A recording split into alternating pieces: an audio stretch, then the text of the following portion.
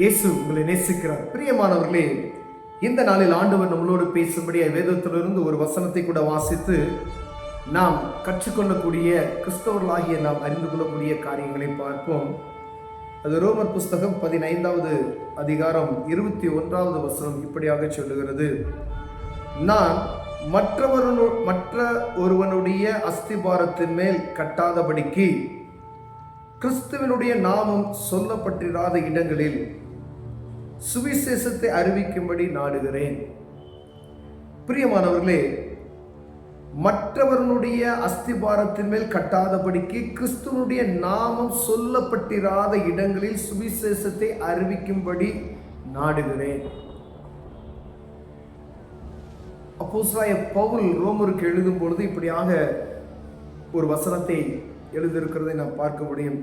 அநேக இடங்களில் ஆத்துமாக்களை கொள்ளை கொண்டு போய்விட்டார்கள், ஆத்துமாக்கள் பறிபோயிடுச்சுன்னு சொல்லி அநேக பேர் நம்ம பேசுகிறதை, பரிதபிக்கிறதை, யாரையும் நம்ப முடியாத ஒரு காரியத்தைலாம் நாம் பார்த்துருக்கிறோம் பிரியமானவர்கள். ஆனால் வேதம் சொல்லுகிறது, அடுத்தவனுடைய அஸ்திபாரத்தின் மேல் போய் நீ என்ன செய்வேனா, அதில் நீ இது பண்ணாத அப்படின்னு சொல்லி தெளிவாக எழுதப்பட்டிருக்கிறது.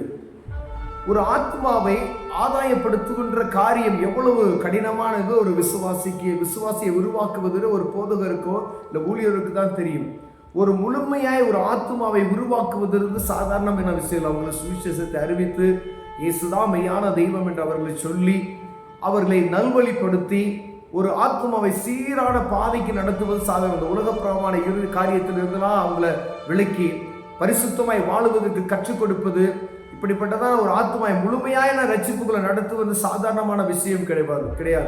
ஒருவேளை எழுப்புதல் காலம் வரும்பொழுது ஆண்டவர் அப்போ பேதுரு பிரசங்கிக்கும் பொழுது 3000 பேர் ரட்சிக்கப்பட்டாங்க பார்த்தீங்களா, அந்த மாதிரி ஒரு எழுப்புதல்ல அப்படி நடக்கும். ஆனால் இவ்வளவு நாட்கள் நம்ம எடுக்கப்பட்ட ஒரு தனிப்பட்ட மனிதனுக்கு போய் சுவிசேஷத்தை அறிவித்து அவன் உடனே சுவிசேஷத்தை ஏற்றுக்கொண்டு விட்டு ஆண்டவருக்கு பயந்து நடக்கிற இறுதியும் அவன்கிட்ட இருக்குமா என்று பார்த்தோம். ஆனால் இருக்காது. ஆனால் சபையில் ஆட்கள் சேர்க்கப்படுகிறார்கள், இயேசுவின் மேல் அன்பு பாசம் வைத்து அநேக பேர் வருகிறார்கள். ஆனால் இருக்கிற சபையிலிருந்து இன்னொரு இடத்திற்கு மற்றவங்களை கூப்பிடுகிறக்கூடிய காரியங்கள் இருக்கு பார்த்தீங்களா, அது தவறான ஒரு காரியம். அதை தான் பவுல் சொல்லுகிறாரு. இயேசுவை அறியாத மனிதர்களுக்கு, ஒருவேளை அவங்க கிறிஸ்தவங்களா இருப்பாங்க, ஆனால் அவங்க இயேசுவை அறியாத இருப்பாங்க, அவங்களும் இந்த கூட்டத்தில் அவங்களும் இயேசுவின்ற நாமத்தை அறியாம தான் இருக்கிறாங்க. இப்போ அவங்களுக்கு நம்ம சொல்லலாம் சுவிசேஷம். நம்ம போய் அவங்கள ஒருவேளை சபைக்கு அவங்களை இழுத்துட்டு போய் இந்த சபையில் வச்சுக்கிறதுக்காக அல்ல, அந்த நோக்கத்துக்காக செய்யக்கூடாது.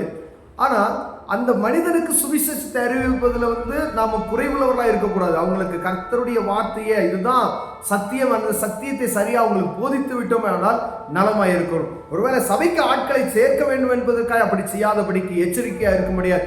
ஆண்டவர் உங்களோடு என்னோடு பேசுகிறார். பிரியமானவர்களே, ஒன்னொருடைய சபையில் இருக்கக்கூடிய ஆத்மாவை கொள்ளையடிப்பதுன்றது அது களவு செய்வதற்கு, அதாவது வாசல் வழியாய் உள்ளே பிரவேசிக்கிறவர்களை பிரவேசிக்காதபடி மேலே ஏறி குதிக்கிறான், கள்ளனும் கொள்ளைக்காரனுமாய் இருக்கிறான் என்று வேதம் சொல்லுகிறது. அப்போ எல்லா விஷயத்திலும் சரி, அப்போ எவ்வளவு கவனமாக இருக்க வேண்டும் என்பதை நாம் பார்க்கும்படி ஆண்டவர் அழைக்கிறார். பிரியமானவர்களே, இப்படிப்பட்டதான காரியத்தில் நாம் ஈடுபட்டோமானா அது ரொம்ப தவறான காரியம். ஒரு தனிப்பட்ட மனிதனுக்கு இயேசுவை அறியாத உங்களுக்கு சுவிசேஷத்தை அறிவித்து அவங்களை நீ எனக்கு சரியான முறையில் நடத்துவீர்கள், ஆண்டவர் உங்களை ஆசீர்வதிப்பார். அதுதான் சுவிசேஷம். ஒருவேளை அறியாதபடி கிறிஸ்தவன்ற பேர் சொல்லுவாங்க, ஆனால் அவங்களுக்கு இயேசுவின் சத்தியமே தெரியாது, அவங்களுக்கு நீங்க சொல்லுங்க. கடினமான காரியம். இயேசுவின் அன்பை அவங்க சொல்லுங்க. இயேசு எதற்காக வந்தார்னு சொல்லணும், இயேசு எதுக்காக அடிக்கப்பட்டார், எதுக்காக நொறுக்கப்பட்டார், ஏன் ரத்தம் சிந்தினார் என்பதை அவர்கள் அறிந்து கொள்ளும்படியாய். ஒருவேளை அவங்க ரட்சிக்கப்பட்டு ஒரு சபையில் போய் அதுக்கு நமக்கு சம்மந்தமே இல்லை. எங்கேயாவது போய் அவங்க ஒரு சபையில் அங்கத்தினர் ஆயிட்டாங்கன்னா போதும், எப்படியாவது அவங்க ஆவிக்குரிய வாழ்க்கையில் அந்த பரலோகத்துக்கு ஏற்ற மனிதர்களாய் மாறிட்டா போதும். அதுதான் ஆண்டவர் விரும்புகிறார். பிரியமானவர்களே, இன்னொரு ரட்சிக்கப்பட்ட மனிதனை இழுத்து கொண்டு போய் ஒரு இடத்துல வைத்துக் கொள்வது தவறான ஒரு காரியம். அதை தெளிவாக பவுல் எழுதியிருக்கிறார். பிரியமானவர்களே, ஆண்டவர் நமக்கு இந்த விஷயத்துல கற்றுக் கொடுத்திருக்கிறார். அநேக முறையில் நம்ம கேட்கும்போது அப்படித்தானே சொல்றாங்க, ஒருவருக்கொருவர் மனஸ்தாபப்படுகிற காரியங்கள், ஒருவருக்கொருவர் மன்னிக்க முடியாத காரியங்கள், ஆவியில ஒருமனப்படாத காரியங்கள் வருவதற்கு இப்படிப்பட்டதான காரியங்கள் மிகவும் முக்கியமாக இருக்கிறதை நாம் பார்க்கும்படி அழைக்கப்படுகிறோம். ஒருவேளை ஒரு மனிதனுக்கு, தனிப்பட்ட மனிதனுக்கு நம்ம சுவிசேஷத்தை அறிவித்து ஒரு ஆத்மா அறுவடை செய்து பாருங்க. நீ அலைந்து திரிங்க. உங்கள் ஆத்துமா வேணும் அப்படின்னு சொன்னா அலைந்து திரிங்க. நீ கால் மிதிக்கிற தேசம் தான், நீ சுற்றி திரியிறதா ஆபிரகாமுக்கு சொன்னது போல உங்களுக்கு தருவார். அப்படின்னா ஆத்துமாக்காய் நீங்க அலைந்து திரியணும். உடனே கிடைக்காது. ஒரு 500 ரூபாய் சம்பாதிக்கிற மனிதனை நீங்க பொறுப்பிடுங்க. உலகப்புறமான மனிதனை ஒரு பெரிய வீடை கட்டணும் அப்படின்னு சொல்லி ஆசைப்படுறான் அப்படின்னு வச்சுக்கீங்களேன், அவன் எவ்வளவு கஷ்டப்படணும், எவ்வளவு பிரயாசப்படணும் என்பதை நாம் அறிந்திருக்கிறோம் பிரியமானவர்களே. ஒரு சில இடம் வாங்கி அவன் ஒரு வீட்டை கட்டுவது உலகப்புறமான மனிதனை உதாரணத்துக்கு நான் சொல்றேன். அப்ப எவ்வளவு பிரயாசப்படுகிறான், எவ்வளவு காரியங்கள் அவன் வாழ்க்கையில் அவன் நொறுக்கப்படுகிறான் என்பதை நாம் அறிந்திருக்கிறோம். அப்பதான் அவன் ஒரு சின்ன வீடை வாங்குவதற்கு, ஒரு இடத்தை வாங்குவதற்கு, இல்ல ஒரு ஒரு சொந்தமான இடத்தை வாங்குவதற்கு அவன் பிரயாசம், அவன் நெருக்கமா பயங்கர கஷ்டப்படணும்.